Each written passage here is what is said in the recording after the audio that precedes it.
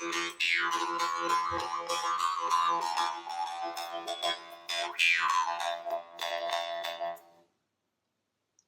friends, Andy Vegan.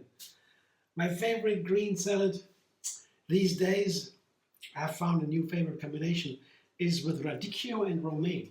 These two are really fantastic. I was surprised. And it seems to be very unique that the radicchio can be combined with another green leaf. I tried with Batavia, a tender leafy green, but it didn't work because the bitter flavor always stood out against the Batavia.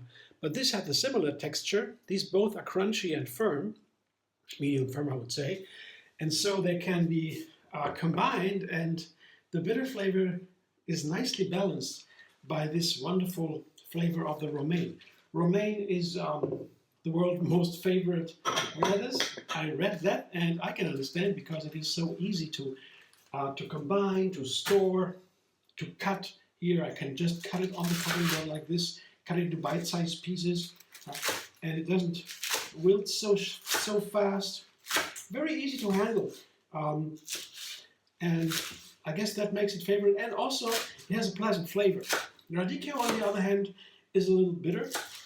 In Italy, they have a lot of natural flavors. They have wonderful veggies and fruit. It's a sunny country, and they are known for that. And ancient country, they love these kinds of flavors that are maybe a little special. Radicchio they are very common. It's an Italian name also, but it is not so generally accepted everywhere. It's a classic. But the bitter flavor makes it not so easy. But you see, with the romaine, it's perfect. Gotta try that, really, it's nice. Some leaves here make it beautiful, colorful, and after all, that's to me the most important thing after a healthy, whole food, plant-based diet, the variety. So they have always a different plants because they have so different nutrients. Each plant can have thousands of nutrients, thousands by itself. And you don't even can begin to understand what they do. They work together. We know that synergy, that's called food or nutritional synergy. They play together, and in a way hard to describe for science, because that would cost a lot of money to find every single ingredient with every possible combination. So the variety is a clue. Also science has found that more and more about food synergy. They say the more different plants, the better. So here I try to find new ways to combine all these different plants. And this one is really a favorite one. Then a classic here to make it easy for a salad is a half an onion. That's my ratio for one person. And a cup of tomatoes. Yeah, these are wonderful. Orange, they have a nice flavor. They are easy to cut, not so juicy. They can be easily combined with other ingredients without losing all the water, all the juice. So it's easy. I like them. Yeah. And usually tomatoes can have a watery flavor, so not so good. And always nice when I find a tomato I didn't find before, these orange ones, pretty new in our shop, and to try them immediately, and wow, they taste nice. They have a nice flavor, tomato flavor, easy to cut. That's what I like. Very simple. So put it together, and here, radishes, I found that to be very nice if they are thinly sliced. Radishes from the family of the Cruciferous vegetables, and they have a sharp flavor, and that comes from a compound all the cruciferous vegetables build. Sulforaphane. Broccoli does that, cauliflower, mustard, kale, radishes. They all have this sharp flavor, and that can fight cancer, sulforaphane. And that is why it's good to use them. And they have a nice crunch here, the radicchio. And if you cut it, slice it thinly, they're easy to combine. Yeah? So I like always quarters of radishes. And well, they are very an occurrence in a salad. When you have such a big piece of a radish, that stands out. And you don't want to combine it with everything. But as soon as the radishes are sliced thinly, wow, they go with everything, almost. I don't know, it's very nice. So I put a handful of radishes in here, thinly sliced, and now, very special for this recipe, because of the dressing here, chives. I have a half bunch of chives. Yeah, can be more. Yeah, you can also take more. Doesn't matter. It's a mild kind of onion, if you will. If you don't know it yet, it's one of the favorite kitchen herbs in Germany. Um, it's soft, and it is has a nice onion-like flavor. Not too sharp. It's green. It's light and not bitter at all, and it combines wonderful with this dressing, this garlic cashew dressing. The garlic, there's a lot of garlic in the dressing, also relates to the onion. It's also kind of onion family.